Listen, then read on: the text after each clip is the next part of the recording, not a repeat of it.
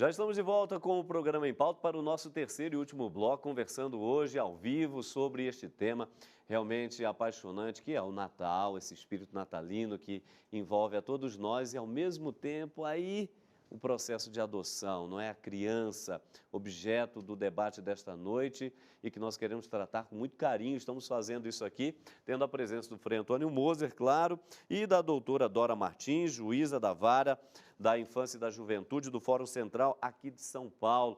E as questões vão aparecendo, as perguntas vão sendo feitas e, naturalmente, você de casa vai tendo aí a sua resposta contemplada. Eu perguntava ao final do segundo bloco ao nosso querido Frei Antônio Moser sobre esta outra situação, onde nós temos alguns casais, né, Frei, que podem ter filhos biológicos e não querem ter. E outros casais que já vivem o drama de querer ter filhos biológicos e não podem ter por um problema biológico. E aí entra a questão, nem tanto da adoção, mas da chamada reprodução assistida. Uma palavra do senhor em relação a isso, por favor. Em primeiro lugar, essa questão de não querer ter filhos. Uma vez um casal estava sendo preparado para celebrar o matrimônio e, naturalmente, eu perguntei de antemão, não é, se eles queriam ter filhos, porque o casamento, por parte da igreja, é considerado inválido se o casal exclui o filho. E aí eu fiquei, assim, meio, digamos, confuso, porque eles falaram, não, nós não queremos ter filhos. Eu falei, mas como? Não, é que nós já estamos, assim, um pouco idosos, não é? E não convém, mas nós vamos adotar 5 crianças no mínimo. Então, eu fiquei, não é? Quer dizer, depende um pouco da motivação, se é egoísmo ou se tem alguma outra razão.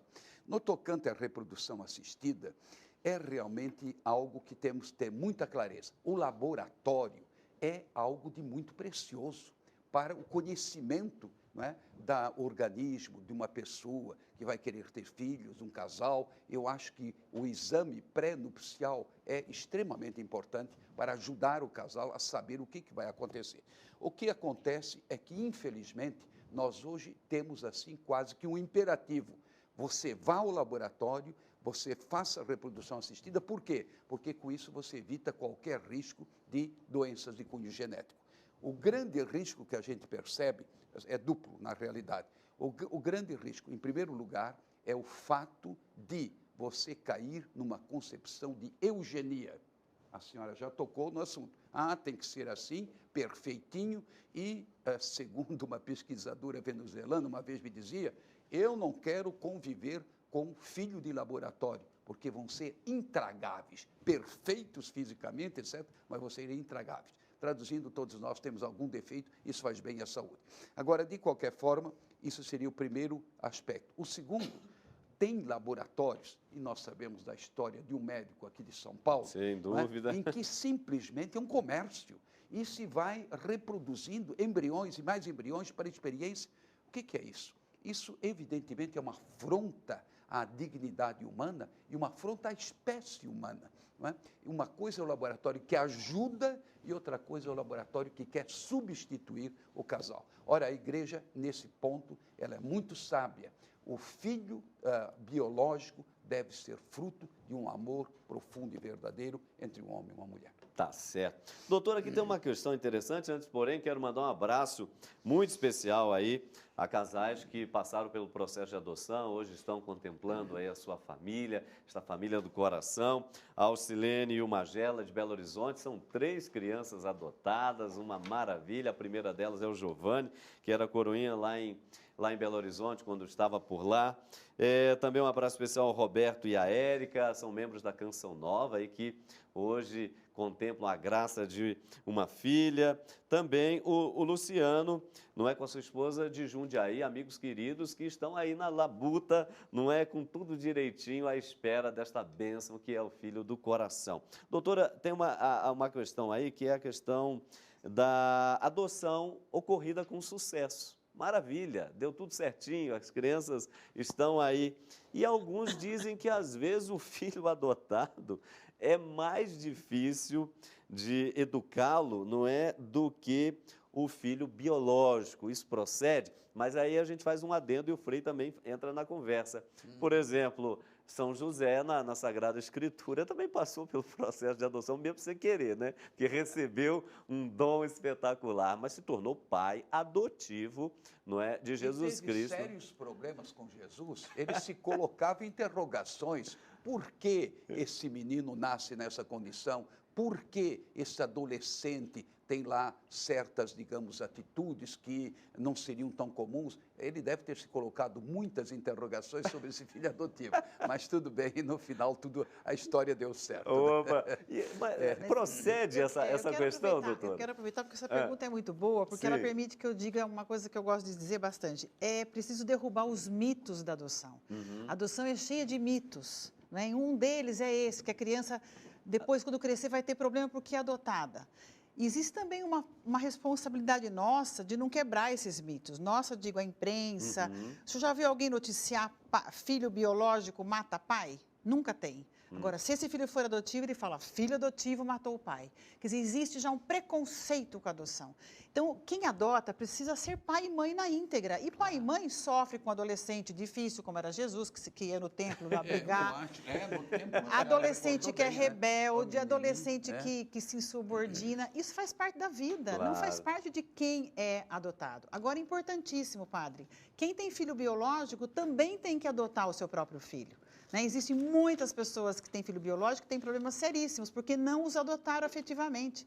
Então, só a questão biológica não permite a maternidade e a paternidade. Eu acho importante quebrar esse mito de que a adoção é alguma coisa diferente. A adoção é só uma forma da criança entrar na família. Né? Mas o amor, o afeto, a dedicação tem que ser o mesmo. Então, não é verdade isso. Essa linha da licença dos preconceitos, não, porque, olha, pode ser que tenha alguma anomalia, mas, sobretudo, na linha do caráter, mau caráter, vem de uma que puxou o pai. Gente, o que é isso? Né? É uma concepção muito pobre, que possa ter uma propensão, por exemplo, para o crime. Não é? A gente sabe que tem algumas doenças de cunho genético que levam a essa propensão. Sim. Mas isso é uma exceção.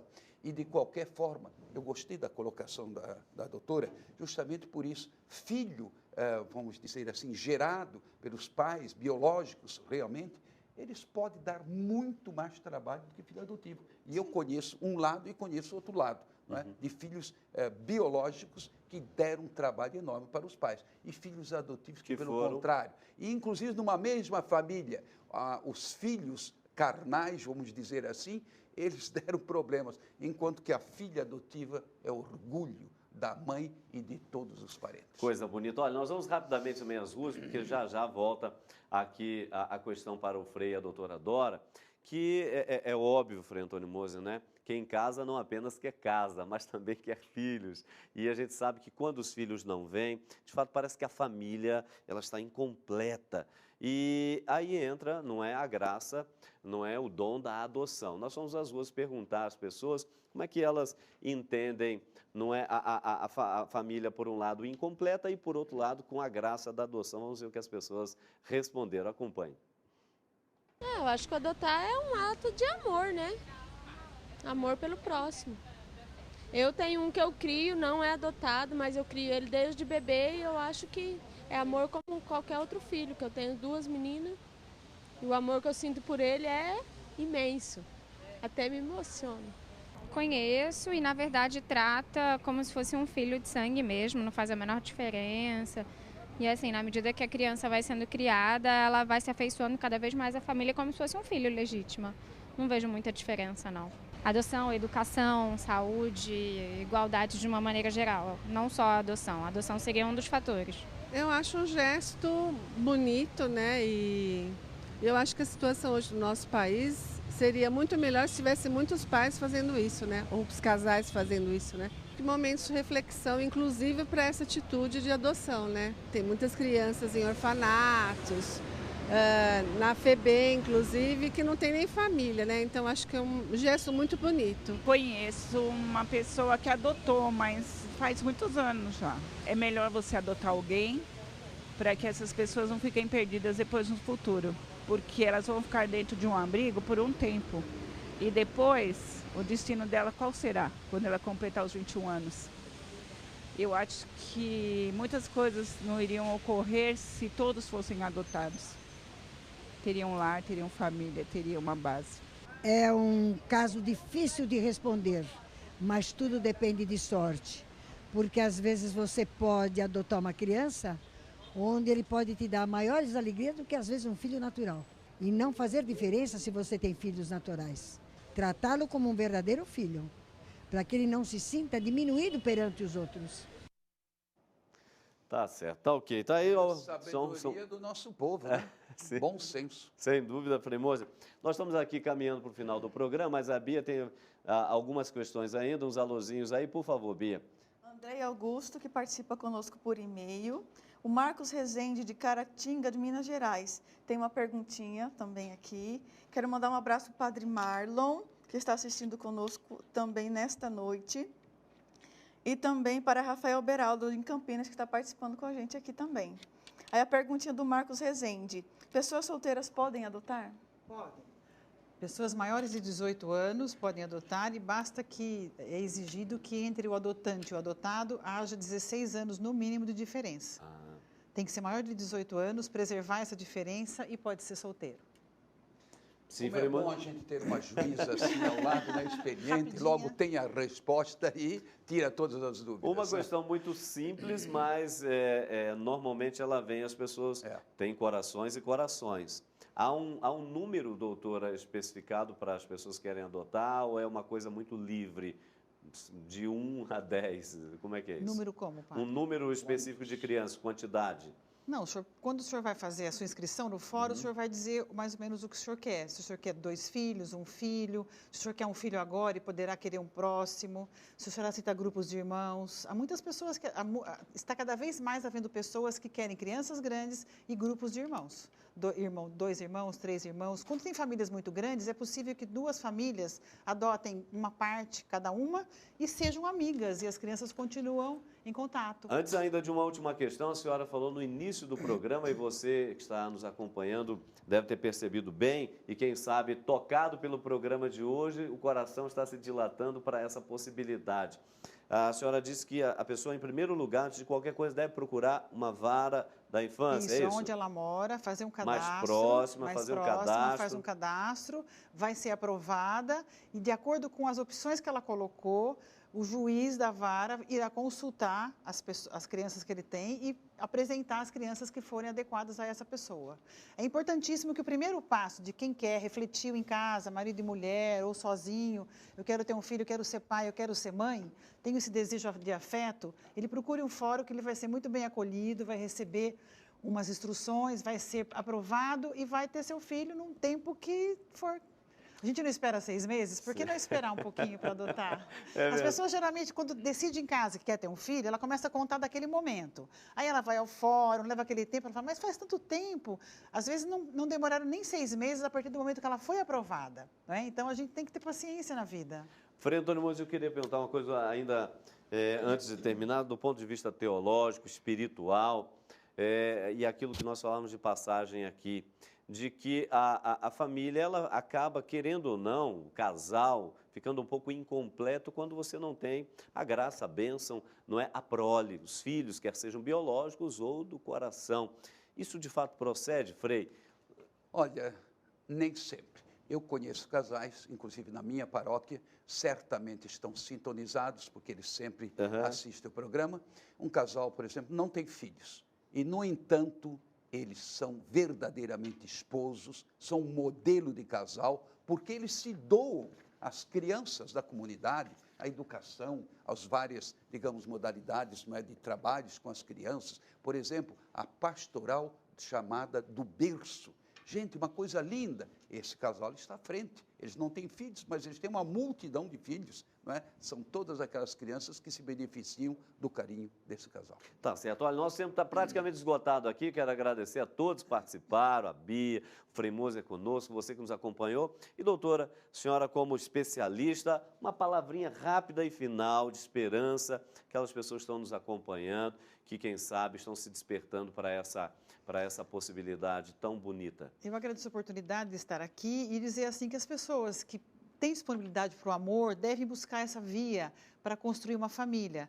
É uma via tão legítima como qualquer outra e é um território maravilhoso de solidariedade humana, de plenitude de afeto, e as pessoas são muito felizes, as crianças precisam muito disso, e a sociedade, a comunidade é responsável também por cada criança que está num abrigo hoje esperando por um pai e por uma mãe. Tá certo. Frei Moser, por favor. A minha mensagem, e aquelas crianças que estão no abrigo, que sejam visitadas, não apenas no Natal, não é? Recebam presentes, não apenas no Natal, mas o carinho durante todo o ano. Tá certo. E com essas palavras nós estamos terminando por aqui o nosso programa, agradecendo muito a você que esteve conosco e fique com esta boa provocação, né, para que o amor se dilate e realmente a graça possa atingir a tantas crianças necessitadas, não apenas de um momento, mas quem sabe da duração de uma vida, não é? Um grande abraço, um ótimo final de semana, já um antecipado Feliz Natal e até a próxima sexta, se Deus quiser.